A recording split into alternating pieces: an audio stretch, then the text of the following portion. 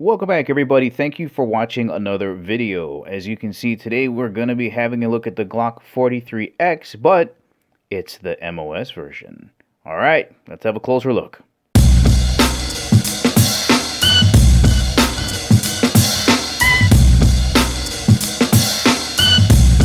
Now, just to point out the obvious differences between the 43 and the 43X, of course, this version has the MOS milling out here for a red dot. This does use the Shield RMSC footprint. We're going to have a look at that in a little bit. You have a rail in the front now. Also a built-in beaver tail section in the back. And we're not going to really be able to see the difference between this trigger and the regular 43, but this one has a shorter trigger throw in here. And we'll have a look at this a little bit later. Yeah, but let's start from the top. Let's begin up top here with the sights. This one has just a standard Glock U notch in the back, U outline, just a single dot in the front.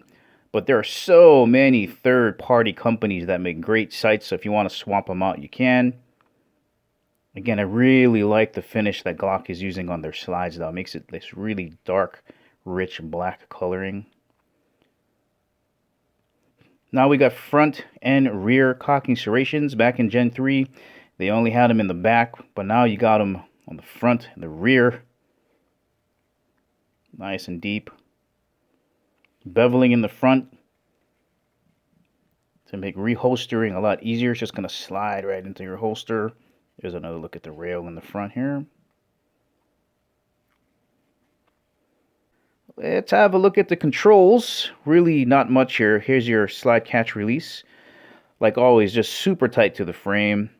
Some people don't like that and they'll replace that with one that's a little bit larger. There's your takedown lever here. Small trigger guard. Curvature on the front with stippling in case you decide to hold it like this, because some people do. Right? Gives you something for your pointer finger to grab onto. Like all Glocks, you have that trigger safety here again. Will not engage until you can see that back half right in here disengage. Now the trigger will go down. Nice undercut here for your middle finger so you can get as high up on that grip as you can.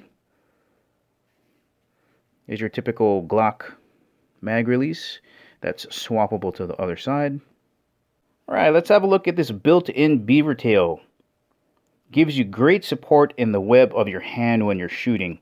Helps you really control that muzzle flip, that muzzle rise on a shorter barrel. They can feel a lot snappier. Very comfortable in the hand. Alright, let me give you a close-up of the magazine release here. Show you how it sits into the frame. Some people will even put a bigger magazine release. But I think it sits fairly comfortably. I don't have any issues ejecting it with one hand. It just goes flying right out of there. Again, it is reversible to the other side if you want to do that. But no issues here. Love these magazines. Glock magazines are so awesome. If you want a budget option, the KCI magazines are very nice. Now, this is a fairly small opening. It might seem like it's flared out a little bit, but really this opening is very tiny. It's not meant for speed reloads. But as far as it flying out of there, easy. And let's have a look at the stippling. Kind of your standard stippling from Glock on the side panels. Back strap. And the front strap.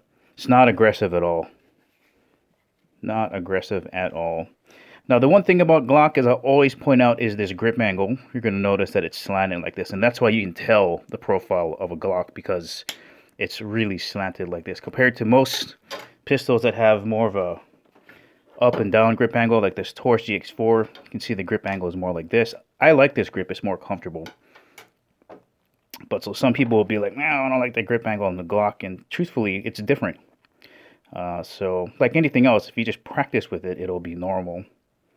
Also like the palm swell here. You have a little bit of a palm swell here on the Glock. Small palm swell. But grip-wise, pretty comfortable. Alright, let's have a look at what this footprint looks like on here. So these two screws are Torx screws, and they're T10, if you're wondering what size to get. Alright, if you've never seen the Shield RMS footprint, this is what it looks like. You'll have two pillars in the front, two holes for the screws, and then two in the back like that. Alright, let's have a look at the trigger action here. So You know, that distance does feel a little bit shorter. You know, let's have a look at a Glock 19. All right, so you saw that. Here is, yeah, that's a little bit further. So definitely a shorter trigger pull. Okay, so yeah, there it is right there. Definitely shorter. Let's check out the brake. Decent brake. Here's the reset. Kind of a longer reset, but here we go. Back on it. Okay, let's reset. I'll show you where the first wall is. Definitely shorter. Here's the brake. A little bit mushy, but that's kind of typical. Back out.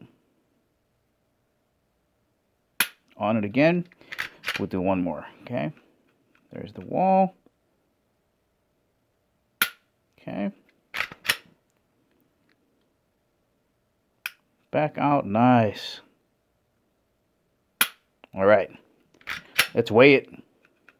All right. First pull. Make sure that's ready. Hook it in. Pull it straight back. 5 pounds, 13.5 ounces. So to me, that says like it should be right around 6 pounds. Maybe 5.5 to 6 pounds if we're lucky. Okay, hooked it back in. Pull it straight back.